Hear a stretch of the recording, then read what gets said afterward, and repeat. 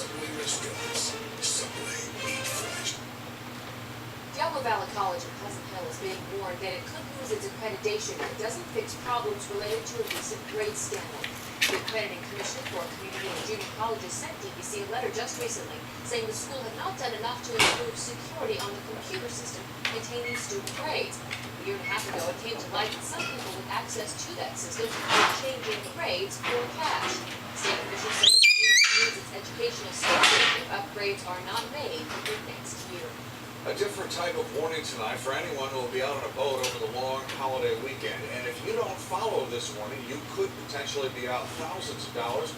You could even be sent to jail.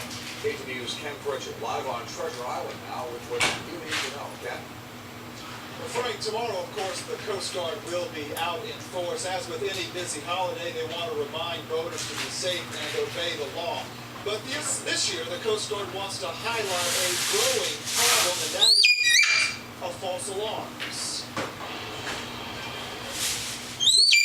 crew will be on the bay tomorrow in response to distress calls, but its statistics hold true. Half of those calls for help will be bogus and costly.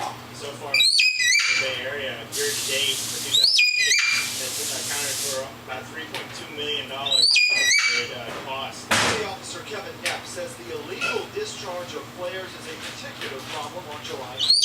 Flares are an emergency tool, and whether you fire off a flare, for the fun of it, or you call Mayday over the radio when there's no emergency, it's the equivalent of calling 911 and telling them your house is on fire. If flare fired, illegal or not, warrants a response by the Coast Guard or even San Francisco police. It was immediately following the fireworks display. There was a large number of flares that were ignited right along Fort Mason, which is right next door to Aquatic Park.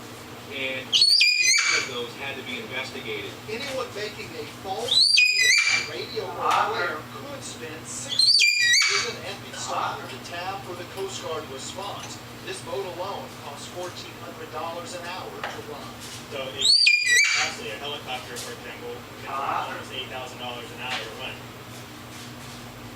It can take hours by helicopter or hours by boat to determine if a distress call is indeed false. And false distress calls are a problem for the Coast Guard, but it's a particular problem now because of the rising cost of fuel. On Treasure Island, Ken Pritchett, KTVU Channel 2. Some new boat